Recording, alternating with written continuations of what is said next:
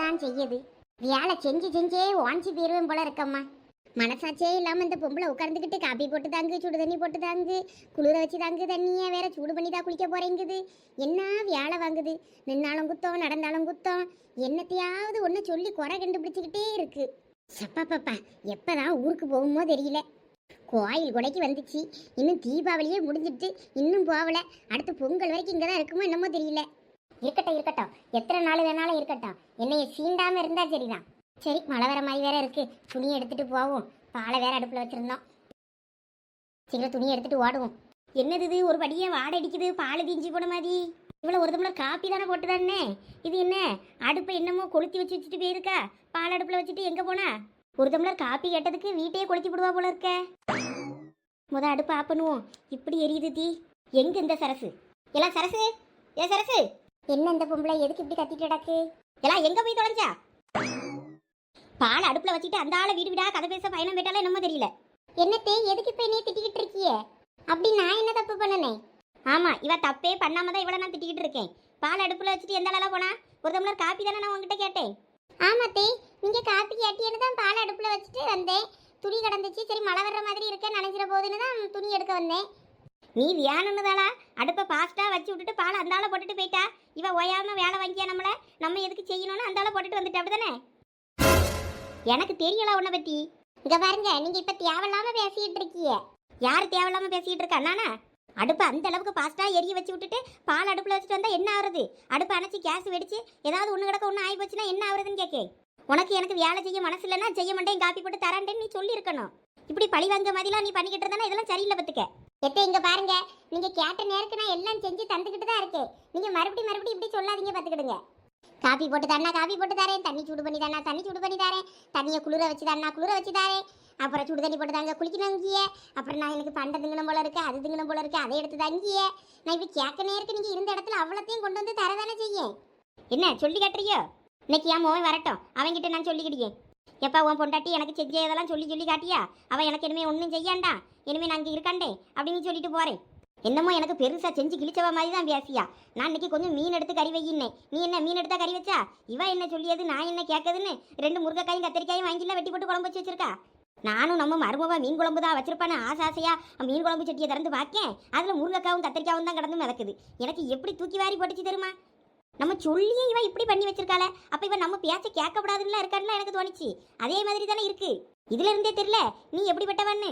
என்னமோ எனக்கு வகை வகையா ஆக்கி கொட்டிட்டவ மாதிரி தான் மினுக்கியா. மீன் வரலன்னா அதுக்கு நான் என்ன பண்றது? அப்ப வெறும் சோத்த புஞ்சி வச்சுக்கிட்டு மீன் வரன்னு ராத்திரி வரைக்கும் காத்தா கிடக்க முடியும்? மீன் வரலன்னா வேற ஏதாவது ஒரு குழம்புக்கு தானே கையை பார்த்து வாங்கி கறி வைக்க முடியும். அது ஒரு குத்தமா உங்களுக்கு? அதெல்லாம் மீன்காரன் கரெக்டா வருவான். 11 மணி இல்ல 12 1 மணிக்கெல்லாம் பார்த்தேன்னா அங்கே மீன்காரன் கத்திக்கிட்டே தெருவா போவானே.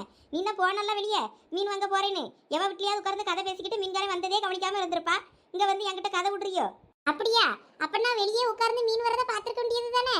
கொஞ்சம் மீன் அப்ப பாருங்கத்தே, நான் உள்ள வேலையை பார்க்கறதுக்கு என்ன சொன்னீங்க? தலை வலிக்குது, நான் போய் படுக்க போறேன், குறுக்க சாய்க்க போறேன்ல போனியே. உங்களுக்கு ஒரு வேலையை செய்யணும்னா வலிக்குதுல்ல, அப்ப நான் மட்டும் எவ்வளவு வேலை தான் செய்வேன்? நான் என்ன மாடா இல்ல மனுச்சியா? பால் பொங்கிச்சுன்னா அதை ஆஃப் பண்ணி விட்டுட்டு ஒரு டம்ளர் காப்பியை போட்டு குடிக்கணும். சரி, அவ ஏதோ ஒரு வேலையே இருப்பாளா இருக்கும், சரி வந்தப்பறம் அவட்ட என்ன ஏதுன்னு கேட்போன்னு வாய்க்கு வந்தபடி பேசுறிய. என்ன வீட்டுக்குள்ள ஒரே சவுண்டா இருக்கு? டிவி சவுண்டா எப்படி இருக்கு? சரியம்மா, நான் காப்பி கேட்டது தப்பு தான். உன் புருஷனுக்கு வரட்டும் அவன்ட்டு சொல்லிட்டு நான் கிளம்பிடுவேன். உன் பொண்டாட்டிக்கு நான் இருக்கிறதுங்க இருக்கிறது அவளுக்கு பிடிக்கலையா, நான் போறேன்னு சொல்லிட்டு துணி வெனியெல்லாம் எடுத்துக்கிட்டு கிளம்பியோம். ஹாலில் டிவி ஆஃப் ஆகி தானே கிடக்கு, சத்தம் இங்க பின்னாடி இருந்துல வருது, என்னாச்சு? நீங்க என்ன ஆனாலும் உங்க மகன்கிட்ட சொல்லிக்கிடுங்க. இன்னைக்கு என்ன ஆனாலும் நானும் பாத்துக்கேன் ஒரு கை. என்னாச்சு? இங்க ஒரே சத்தமா இருக்கு.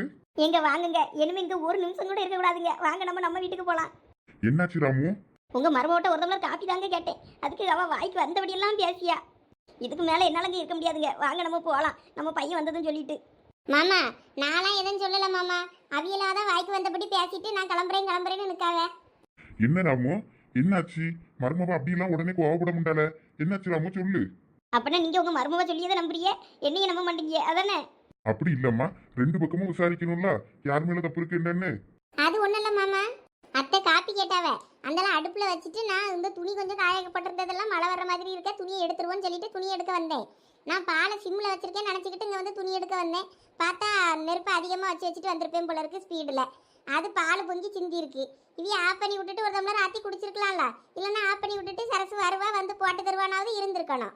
அவிய அப்படியே இல்லாம அடுப்பை ஆஃப் பண்ணி விட்டுட்டு அந்த கத்து கத்தியாவ. எந்த அளவு ஊர்ஜ வர போனா எங்க போய் பொறுக்க போனான்னு சொல்லிட்டு வந்து நின்று அவ்வளோ கத்து கத்தியாவ. நானும் நின்று பதில் சொல்லியே அவிய நான் என்னமோ வியானுன்னு தான் அப்படி பண்ணின்ற மாதிரி என்கிட்ட கோவப்படியாவ. அவியலே தான் என்னைய திட்டுனாவ, அவியலே தான் என் மேலே கோவப்பட்டுக்கிட்டு நான் கிளம்பியேங்காவ. எனக்கு இதுக்கு மேலே என்ன பண்ணன்னு தெரியல. அவிய விருப்பம் போல பண்ணட்டும்.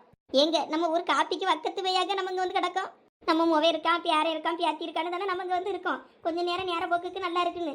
ஆனால் இவளை பாருங்க எப்படி என் மேலே கோவப்படியான்னு.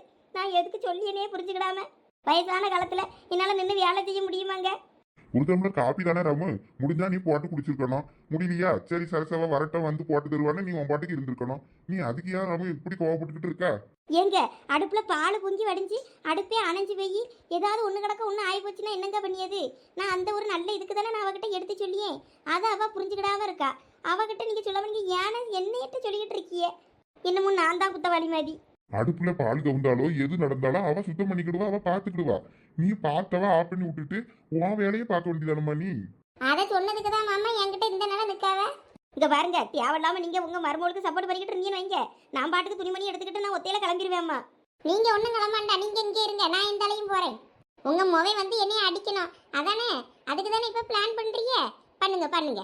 எனக்கும் என்ன பண்ணணும்னு தெரியும், நான் பார்த்துக்கிடுவேன். ஏம்மா மர்மவுல பாத்தீங்களாங்க உங்களை கூட ஒரு வார்த்தை மதிக்காம எப்படி போறான்னு. எல்லாத்துக்கும் காரணம் நீ தான் ராமு. பையன் வந்த அப்புறம் இந்த வீட்டுல பெரிய பிரச்சனையா ஆச்சுன்னு வைக்கி, நான் அப்புறம் என்ன பண்ணுவேன்னு எனக்கே தெரியாது. கொஞ்ச நேரம் அந்த வீட்டுல இருக்க முடியாதம்மா. இப்பதான் நான் வெளியே போயிட்டு வந்தேன். தலைவலிக்குதுன்னு கொஞ்ச நேரம் அந்த டீ கடையில உட்காந்துக்கிட்டு வீட்டுக்கு வந்தாலேயே தலைவலிதான். நான் வெளியே